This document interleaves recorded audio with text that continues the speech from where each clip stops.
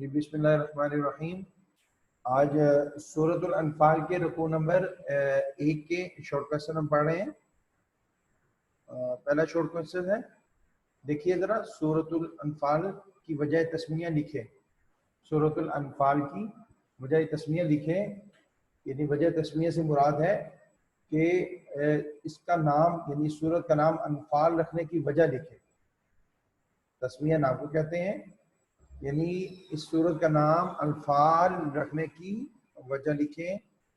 جواب، انفال نفل کی جمع ہے، انفال نفل کی جمع ہے جس کے معنی مال غنیمت کے ہیں، کیونکہ نفل کہتے ہیں زائد چیز کو، یعنی جنگ کے دوران یا جنگ کے بعد دشمن کی طرف سے جو چیز حاصل ہو اس کو مال غنیمت کہتے ہیں۔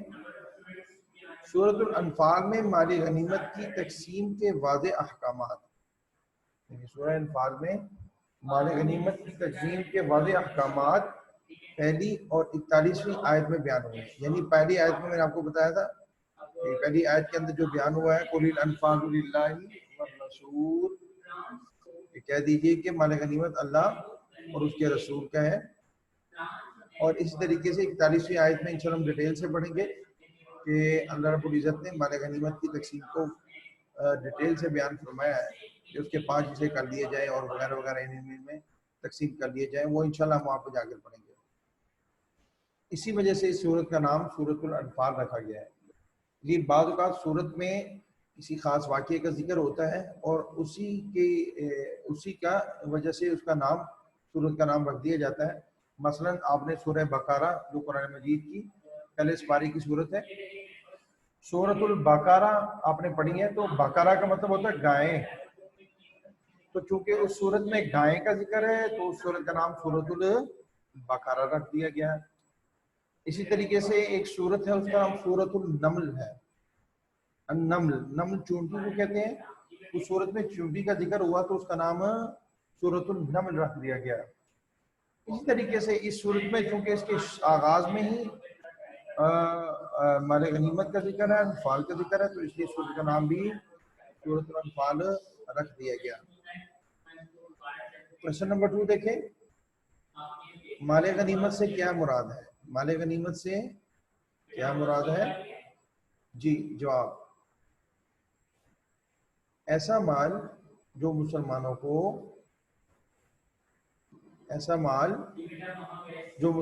کو کفار سے جنگ کے دوران یا فتح کے بعد حاصل ہوا ہو، اسے مال غنیمت یعنی انفال کہتے ہیں۔ یہ جو بریکٹ میں لکھا ہوا ہے نا انفال، یہ آپ کو سمجھانے کے لیے ہے، تو ایسا مال جو مسلمانوں کو کفار سے حاصل ہوا ہو، جنگ کے دوران ہو یا جنگ کے بعد حاصل ہوا ہو، تو اسے مال غنیمت یعنی انفال کہتے ہیں۔ سوال نمبر 3 دیکھیے،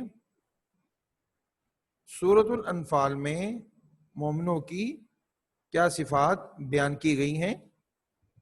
جواب، سورۃ الانفال میں مومنوں کی درج ذیل 5 صفات بیان ہوئی ہے۔ میں نے آپ کو بتایا تھا ترجمہ کرواتے ہوئے کہ آپ کا یہ شارٹ کویسچن آئے گا اور اس میں یہ آپ 5 صفات پڑھ لیں گے۔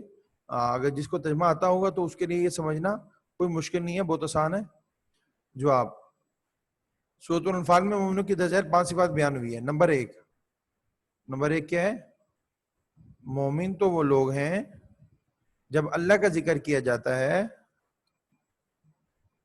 تو ان کے دل ڈر جاتے ہیں۔ مومن تو وہ لوگ ہیں جب اللہ کا ذکر کیا جاتا ہے تو ان کے دل ڈر جاتے ہیں، آپ نے پڑھا ہے ترجمے میں۔ نمبر 2، جب انہیں اس کی آیات یعنی جب انہیں اللہ کی آیات پڑھ کر سنائی جاتی ہیں، یعنی جب ان کے سامنے اللہ کی آیات کی تلاوت کی جاتی ہے تو ان کا ایمان اور بڑھ جاتا ہے۔ نمبر 3، وہ اپنے رب پر بھروسہ رکھتے ہیں، وتوکل علی اللہ وعلی ربہم یتوکلون، آپ نے پڑھا کہ وہ اپنے رب پر بھروسہ رکھتے ہیں یعنی توکل کرتے ہیں۔ نمبر 4، الذین یقیمون الصلاۃ، وہ کیا کرتے ہیں؟ نماز ادا کرتے ہیں۔ اور نمبر 5، وَمِمَّا رَزَقْنَاهُمْ يُنْفِقُونَ، جو مال اللہ نے ان کو دیا یعنی جو دولت مال وغیرہ ان کو دیا ہے، اسے نیک کاموں میں خرچ کرتے ہیں، یعنی ان کاموں میں خرچ کرتے ہیں کہ جن کاموں میں خرچ کرنے کا حکم اللہ اس کے رسول نے دیا ہے۔ جی امید ہے آپ کو سمجھ آ گئی ہوگی، آسان ہے۔ سوال نمبر 4 ہے، دو گروہوں سے کیا مراد ہے؟ دو گروہوں سے کیا مراد ہے؟ دو گروہوں سے کیا مراد ہے؟ جی آپ نے یہ ترجمے میں پڑھا تھا، وَإِذْ يَعِدُكُمُ اللَّهُ إِحْدَى الطَّائِفَتَيْنِ أَنَّهَا لَكُمْ، جب اللہ تم سے وعدہ کرتا تھا کہ دو گروہوں میں سے ایک گروہ تمہارا ہو جائے گا، تو وہ دو گروہ کون سے ہیں؟ وہ جن کا ذکر قرآن مجید کے اندر ہوا ہے، وہ دو گروہ کون سے ہیں؟ پہلا گروہ ابو سفیان کا تجارتی قافلہ تھا جو ملک شام سے مکہ واپس آ رہا تھا۔ پہلا گروہ تھا، میں نے آپ کو بتایا تھا، ابو سفیان، جو اس وقت ابھی انہوں نے اسلام قبول نہیں کیا تھا اور ابو سفیان رضی اللہ تعالیٰ عنہ نہیں بنے تھے، تو وہ ملک شام سے تجارت کر کے واپس آ رہے تھے، تو اور وہ تجارتی قافلہ جو تھا وہ مدینہ کے راستے سے ہو کر گزرتا تھا، مکہ جاتا تھا، تو اس گروہ کا اللہ رب العزت نے ذکر کیا ہے، تو اس سے مراد وہ تجارتی قافلہ تھا جو ملک شام سے مکہ واپس آ رہا تھا۔ اور دوسرا گروہ وہ ابو جہل کا تھا، دوسرا گروہ ابو جہل کا تھا۔ جی ابو جہل آپ نے پڑھا ہوگا اس کے بارے میں، یہ سخت نبی صلی اللہ علیہ وسلم کا اور مسلمانوں کا دشمن تھا اور کافروں کا سردار تھا۔ تو جب ابو سفیان نے یہ اطلاع بھیجی مکہ المکرمہ میں کہ ہمارے قافلے کے اوپر مسلمان حملہ کرنے والے ہیں، تو وہ ایک لشکر لے کر نکلا تھا، جو میں نے آپ کو بتایا تھا ترجمے میں، کہ اس کی تعداد 1000 تھی اس لشکر کی۔ تو دوسرا گروہ وہ ابو جہل کا تھا، یعنی گروہ سے مراد لشکر، جماعت، جو نبی صلی اللہ علیہ وسلم مسلمانوں کا دشمن تھا۔ یہ جنگی گروہ تھا۔ یہ کون سا گروہ تھا؟ جنگی گروہ تھا۔ پہلا گروہ جو تھا وہ تجارتی قافلہ تھا، اور یہ گروہ جنگی گروہ تھا جو اسلحہ سمیت مکہ سے مسلمانوں پر حملہ آور ہونے کے لیے آ رہا تھا، جن کے پاس ہتھیار تھے، اسلحہ تھا اس دور کے لحاظ سے، جو تیر تلوار کمان وغیرہ ہوتے تھے، نیزے وغیرہ ہوتے تھے، گھوڑے ہوتے تھے، اونٹ ہوتے تھے، تو یہ سارے جو تھا نا یہ آلات جنگ تھے، یہ ان کے پاس موجود تھے، اور مسلمانوں پر حملہ کرنے کے لیے مکہ سے چل پڑے تھے، اور بدر کے میدان پر مسلمانوں کا اور ان کافروں کا آمنا سامنا ہوا، اور اس میدان بدر میں پھر جنگ بدر ہوئی، اور اللہ نے مسلمانوں کو فتح نصیب فرمائی۔ بہت آسان کویسچن ہے، امید ہے آپ کو صبر آ گیا ہوگا۔ یہ کویسچن جو میں نے 4 کویسچن آپ کو شارٹ کویسچن پڑھائے ہیں، ان میں سے اگر کوئی کویسچن بچوں کو، کسی بچے کو سمجھ نہ آئے، رکوع کے اکٹھے ہم سی کیوز ہیں، یعنی رکوع نمبر 1 اور رکوع نمبر 2، آیات 1 تا 19 کے اکٹھے ایم سی کیوز ہیں۔ آیات 1 تا 10 آپ نے پڑھ لی ہیں، اور آیات 11 تا 19 آپ نے ابھی پڑھنی ہے، لیکن ایم سی کیوز آپ کیونکہ اکٹھے ہیں تو آپ ساتھ ہی پڑھ لیجئے، کوئی مشکل نہیں ہے، اور بعد میں جب وہ آیات آپ 11 تا 19 پڑھیں گے، 11 تا 19 جب آپ پڑھیں گے وہ آیات، تو آپ کو یہ اور آسان ہو جائے گا سمجھنا۔ جی پہلا ایم سی کیو دیکھیے، سورۃ الانفال میں آیات کی تعداد کتنی ہے؟ یہ ذرا اس کو ٹھیک کر لیجیے گا بعد میں۔ پھر یہ ہے سورۃ الانفال میں آیات کی تعداد کتنی ہے؟ جی 75 آیات کی تعداد سورۃ الانفال میں 75 ہے۔ نمبر 2، سورۃ الانفال میں رکوعات کی تعداد ہے، سورۃ الانفال میں رکوعات کی تعداد ہے جی 10۔ سورۃ الانفال میں رکوعات کی تعداد ہے 10۔ سورۃ الانفال میں کس غزوہ کا ذکر ہے؟ سورۃ الانفال میں کس غزوہ کا ذکر ہے؟ جواب غزوہ بدر۔ یہاں پر یہ بھی آپ کو MCQs آ سکتا ہے، سورۃ الانفال میں کس جنگ کا ذکر ہے؟ تو آپ کیا لکھیں گے؟ جنگ بدر کو ٹک کریں گے، یعنی کہ چینج ہو کے آ سکتا ہے بورڈ میں۔ غزوہ بدر یا جنگ بدر کون سی ہجری میں پیش آیا؟ جی غزوہ بدر یا جنگ بدر 2 ہجری میں پیش آیا، 2 ہجری میں پیش آیا۔ نمبر 5، غزوہ بدر میں مسلمانوں کی تعداد کتنی تھی؟ غزوہ بدر میں یا جنگ بدر میں مسلمانوں کی تعداد کتنی تھی؟ جیم 313، جیم 313 تعداد تھی، 313 تعداد تھی۔ نمبر 6، جب مومنین کو اس کی آیات پڑھ کر سنائی جاتی ہیں تو ان کا بڑھ جاتا ہے، کیا بڑھ جاتا ہے؟ ایمان، ان کا ایمان بڑھ جاتا ہے۔ 7 دیکھیں، اللہ نے غزوہ بدر میں کتنے فرشتوں کے ذریعے مسلمانوں کی مدد فرمائی؟ 7 کیا ہے؟ اللہ نے غزوہ بدر میں کتنے فرشتوں کے ذریعے مسلمانوں کی مدد فرمائی؟ جی 1000 فرشتوں کے ذریعے سے، 1000 فرشتوں کے ذریعے سے مسلمانوں کی مدد فرمائی۔ نمبر 8، کافروں کو غزوہ بدر میں یہ سزا اس لیے دی گئی کیونکہ انہوں نے مخالفت کی۔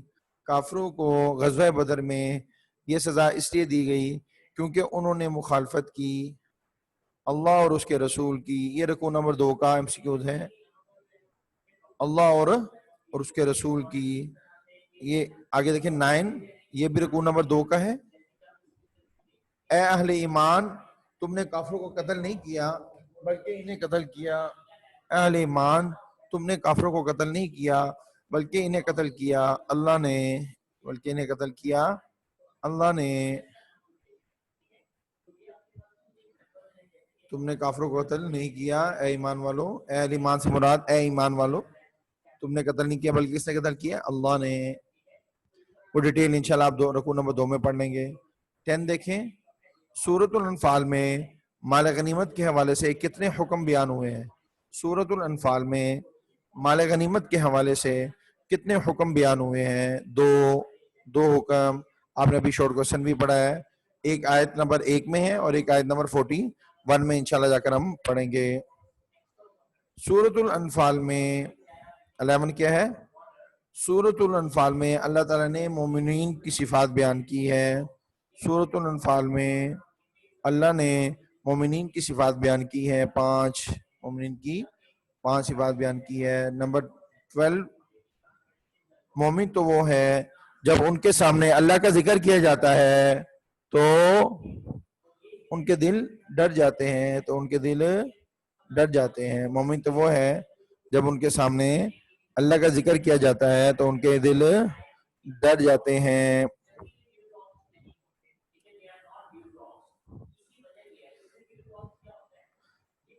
دیکھیں، اللہ سے ڈرو اور آپس میں رکھو، اللہ سے ڈرو اور آپس میں رکھو صلح، اور آپس میں رکھو صلح۔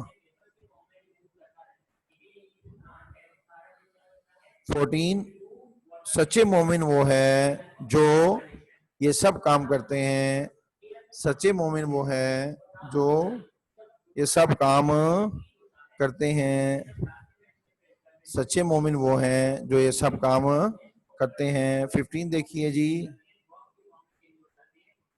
کس جنگ میں مسلمانوں پر نیند طاری کر دی گئی اور آسمان سے پانی برسایا گیا؟ جنگ بدر، جنگ بدر۔ آگے چلیں، 16 دیکھیں، جب تمہارا پروردگار فرشتوں سے ارشاد فرماتا تھا کہ مومنوں کو تسلی دو، کہ مومنوں کو تسلی دو، کہ مومنوں کو کیا دو؟ تسلی دو۔ 17، تم ان کے سر مار کر اڑا دو اور ان کا توڑ دو، تم ان کے سر مار کر اڑا دو اور ان کا توڑ دو، پور یعنی جوڑ ان کا توڑ دو۔ 18، کچھ شک نہیں کہ اللہ کافروں کی کمزور کر دینے والا ہے، کچھ شک نہیں کہ اللہ کافروں کی کمزور کر دینے والا ہے. تدبیر کیا؟ تدبیر. کچھ شک نہیں کہ اللہ کافروں کی کمزور کر دینے والا ہے. تدبیر کیا؟ تدبیر. ایک منٹ نہیں، ہمیشہ کے لیے پانی کھا نہیں ہو رہا.